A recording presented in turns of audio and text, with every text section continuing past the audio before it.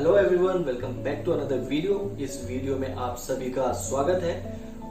पिछले कुछ दिनों से मैं आप सभी से रिक्वेस्ट कर रहा हूं कि अपना फीडबैक देना ना भूलें, अपना फीडबैक जरूर दें। एंड उसी के लिए मैं आप सभी का धन्यवाद देना चाहता हूं बिकॉज पिछले कुछ वीडियो से काफी सारे फीडबैक्स और काफी सारे मैसेजेस मुझे पर्सनली इंस्टाग्राम में भी डीएम के थ्रू आ रहे हैं। कुछ कमेंट्स भी आने शुरू हो गए जिसमें आप लोग अपना सजेशंस शेयर कर रहे हैं, किस तरीके की वीडियोस आप देखना चाहते हैं इन फ्यूचर। उसी में से हमने एक टॉपिक पिक करा है। ये वीडियो उसी टॉपिक के बारे में होने वाली है, किस तरीके का वो टॉपिक है और किस तरीके से वो आपको बेनिफिट दे सकता है जब आप आगे आने वाले टाइम में ट्रैवल करेंगे। सो वीडियो के साथ जुड़े रहें, वीडियो को एंड तक देखें एंड फीडबैक देना ना भूलें।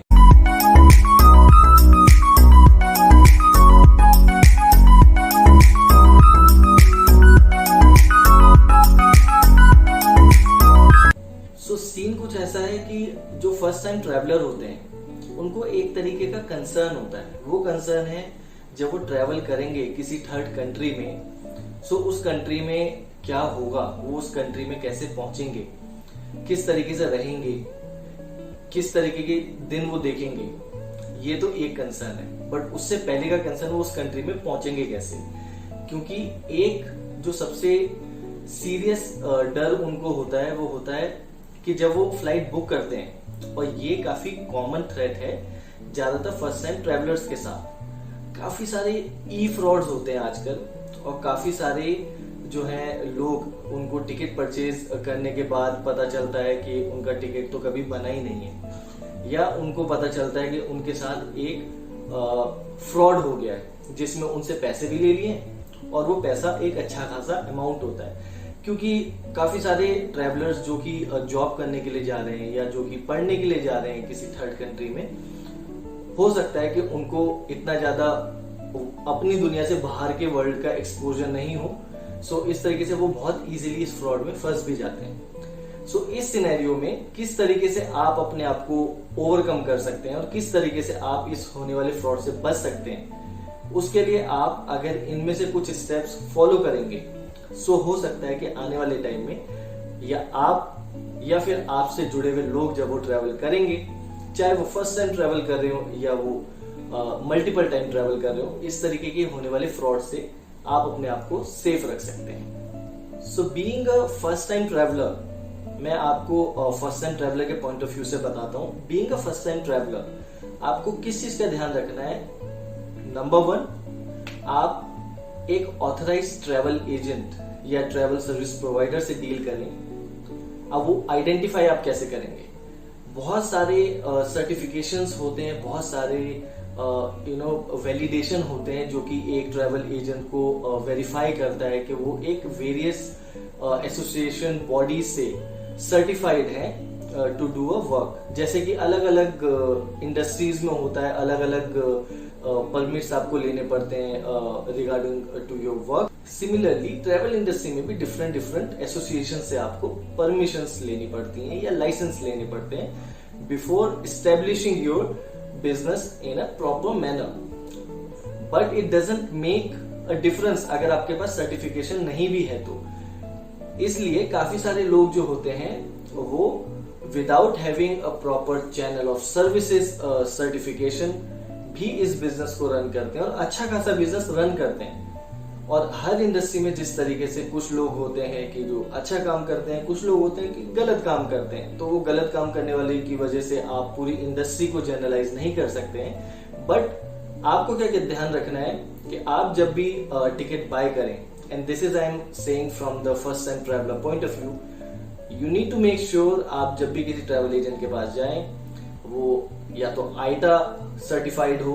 आईटा इज ए इंटरनेशनल बॉडी जो कि आपको परमिट करती है कि आप इंटरनेशनल या डोमेस्टिक में भी जो फुल सर्विस कैरियर्स होते हैं, एयरलाइंसेस होती हैं, उनकी टिकट इशू कर सके। आईटा तो एक बॉडी है। सिमिलरली आईटा की तरह ही डोमेस्टिकली भी काफी बॉडीज होती हैं, लाइक टाई एक बॉडी है, टाफी एक बॉडी है, आईटो एक बॉडी है, ओटा एक बॉडी है। So they are different bodies for different kind of a work. कुछ इनबाउंड रिलेटेड ट्रैवल सेक्टर को प्रमोट करती हैं, कुछ आउटबाउंड रिलेटेड ट्रैवल सेक्टर को जो है सपोर्ट करती हैं। बट आप गूगल करें, आप देखें कि वो पर्टिकुलर ट्रैवल एजेंट जिसके पास आप रीच आउट कर रहे हैं उसके पास किस तरीके के सर्टिफिकेशंस हैं to run their business which make them certified.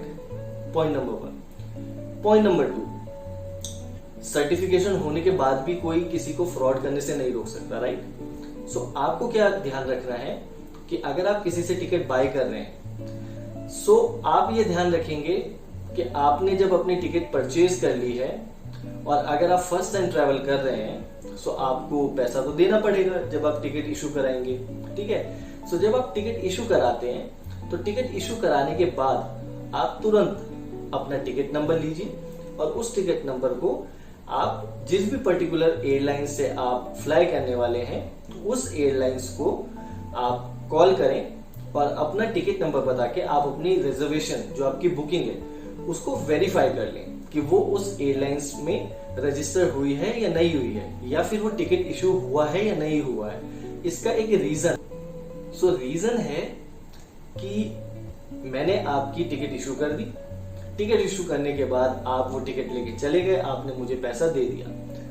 अब बीइंग एयरलाइन वो मेरे को एज अ ट्रैवल एजेंट ये अथॉरिटी देते हैं कि अगर उस टिकट में कोई मिस्टेक है, नाम का कोई इशू हो सकता है, डेट का कोई इशू हो सकता है, या इशू हो सकता है ओरिजिन एंड डेस्टिनेशन का कि आप दिल्ली की जगह पंजाब से फ्लाई कर रहे हैं या फिर मुंबई से फ्लाई कर रहे हैं, वो कुछ भी दिखा के विद इन 24 आवर्स आप उस टिकट को वॉइड करा सकते हैं। तो जब आप टिकट को वॉइड कराते हैं तो वो कैंसिल टिकट नहीं हुई है, तो जब आप वॉइड करा देंगे तो क्या होगा, आपकी वो टिकट जो है आपको वापस रिफंड हो जाएगी। सो एजेंट ने वो टिकट इशू करी, विद इन 24 आवर्स उन्होंने वॉइड करी, पैसा लिया, बिजनेस रैप अप करा, चले गए।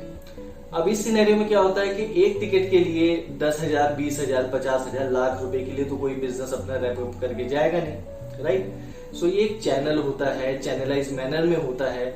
सो इसीलिए जब आप अपनी टिकट एजेंट से लेंगे तो आप तुरंत एयरलाइंस को कॉल करें, आप उनको बताएं कि आपका ये टिकट नंबर है, आप अपनी डिटेल्स वेरीफाई करा दें एंड वहां पे एक मैसेज छोड़वा दें कि आप ही ऑथराइज हैं इस टिकट को आगे चेंजेस कराने के लिए, या फिर विदाउट आपकी परमिशन के इस टिकट में कोई चेंजेस या कैंसिलेशन नहीं कराया जाए। आप अपना कॉन्टेक्ट डिटेल छोड़ दीजिए। सो जब एजेंट अगर उस बुकिंग को करना चाहेगा तो एयरलाइंस आपको भी कांटेक्ट करने की कोशिश करेगी, being a passenger, that whether you wanted to make any changes on the booking और नॉट। इस तरीके से आपकी बुकिंग सेफ हो सकती है और आपका पैसा सेफ हो सकता है। ये है दूसरा ऑप्शन। तीसरा ऑप्शन, सो अब आप क्या करेंगे, जनरली क्या होता है कि हम किस वजह से टेम्प्ट होते हैं 10 लोगों के पास जाने के लिए।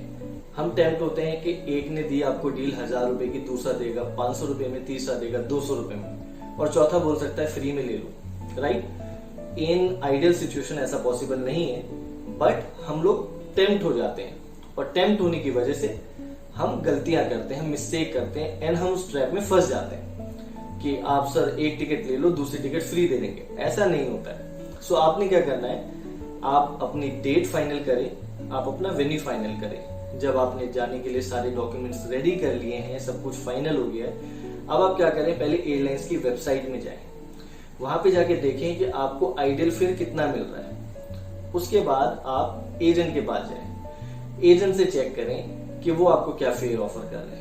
इसमें क्या होगा कि हो सकता है कि एजेंट का फेयर आपको 2, 4, 5% महंगा भी मिल सकता है, and that is ideal situation also. Reason B, जब हम किसी तरीके की सर्विस किसी को देते हैं, किसी भी इंडस्ट्री में, आप डॉक्टर के पास जाते हैं, आप लॉयर के पास जाते हैं, आप अपने अकाउंटेंट के पास जाते हैं, तो सर्विस फी तो पे करते ही, राइट। सिमिलरली एजेंट के पास जाएंगे तो उनका भी हक है, आपको सर्विसेज दे रहे हैं तो सर्विस फी चार्ज करने का। सिमिलरली वो आपसे सर्विस फी भी चार्ज कर सकते हैं।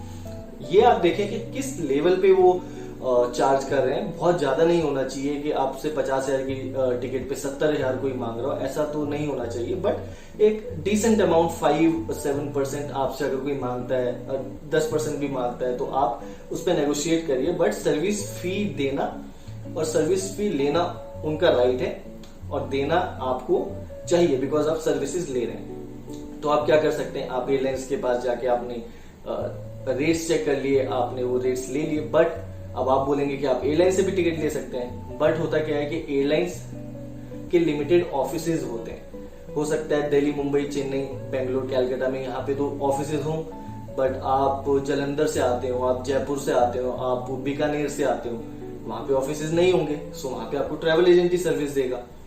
उस केस में आइडियल होता है कि आप ट्रैवल एजेंट से सर्विसेज लें, because number 1 face to face service मिलेगी, नंबर 2 वो आपके लिए अवेलेबल रहते हैं, नंबर 3 वो आपको मल्टीपल ऑप्शंस देते हैं, मल्टीपल रिसोर्सेज देते हैं।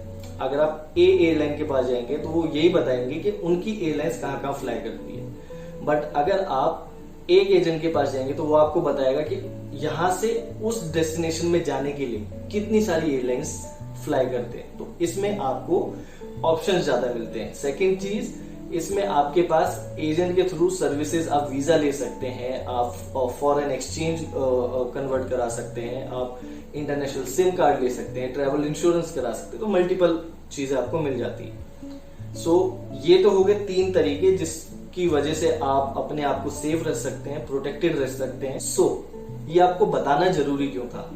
रीजन बीइंग हम एक अलग तरीके की वीडियो जर्नी को फॉलो कर रहे हैं, एक अलग तरीके का सफर क्रिएट करने की कोशिश कर रहे हैं। उसी सफर में हमें हमारे एक सब्सक्राइबर का मैसेज आया था और वो काफी कंसर्न थे। रीजन बीइंग उनको फ्लाई करना था इंडिया से एक गल्फ कंट्री, और उनके पास वर्क वीजा सारे डॉक्यूमेंट्स मौजूद थे।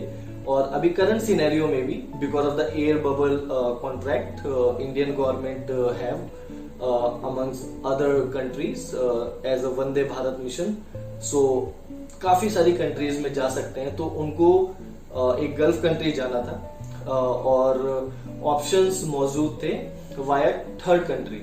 क्वारंटीन होना पड़ेगा 14 डेज के लिए, and then he can fly to some other country where he can work, जहां पे उनके पास वर्क परमिट था।